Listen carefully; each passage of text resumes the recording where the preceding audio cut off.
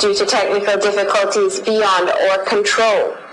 Shyne Jamal Barrow is back in Belize. He arrived at 2:40 this afternoon at the Philip Golson International Airport, where he was met by family, fans, and the media.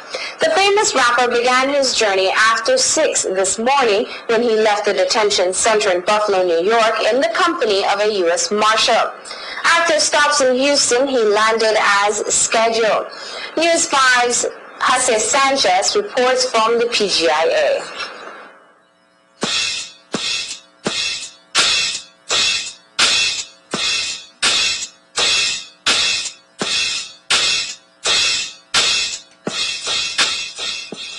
The prodigal son returns. Born Jamal Barrow, commonly known as Shyne, the son of Prime Minister Dean Barrow, inhaled his first breath of freedom after 9 years of incarceration for a club shooting in New York. That taste of freedom coincided with his homecoming at the Philip Golson International Airport this afternoon. More than the usual number of cameramen and photographers were waiting to get a glimpse of him as he exited the continental flight. Fans were also waiting to see the rapper, who changed his name to Moses Michael Levi. To witness Shyne getting his freedom, that's my main thing for being out here today. As a man who's into music, and what does this really mean for you? Well, right now everything means to me for Shyne being out of jail is just the freedom. And the celebrity status, I mean, we've known Shyne before he had blown up to be on the TV and all that, because he was from King's Sport. But now, my main thing out here is to just see him out and free. That's all I'm based on right now, to see him out with my 2 eyes and see that he's free. Shyne is home. He wants to say how happy he is to be home and to be a free man. He would love to have a conversation with the media, but because he was legally advised by Professor Overtree, he must not speak to the media because he don't want to prejudice his situation any at all with the U.S. government or with the Belize government. So he asked me to ask you that he don't want to disrespect you, the media, but please to understand what is going on. You could see the tears and the hug and the romantic situation in there, especially with his grandmother, right? And with his father, with his younger brother, Anwar, they hugged and never want to let go one another. Will there be a family dinner tonight? Everybody, father included, and uncle? No, there will be no.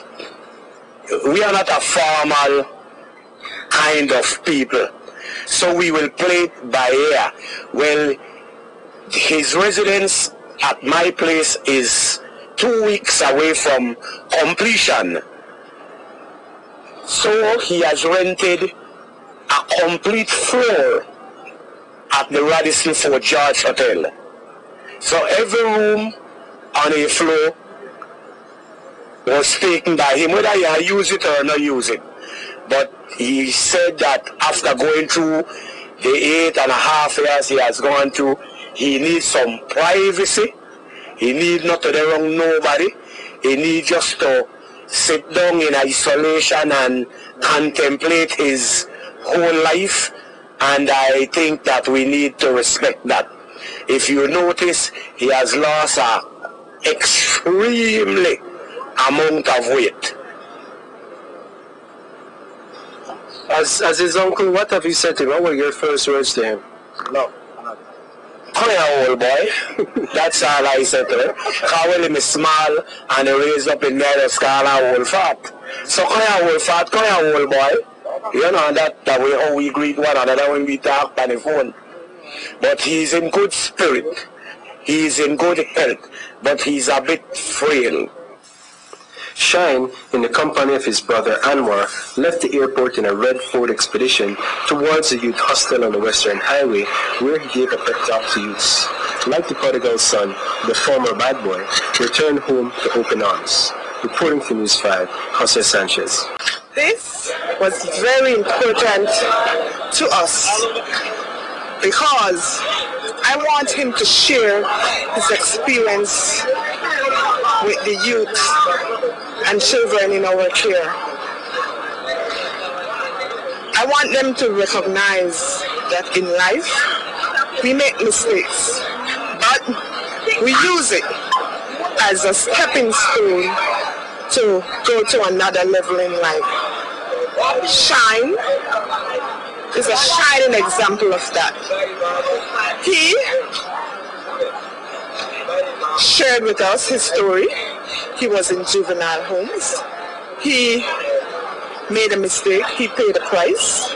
But now he is willing to share with the youth of the youth hostel his experiences and to let them recognize that they can be anything they want to be in life, from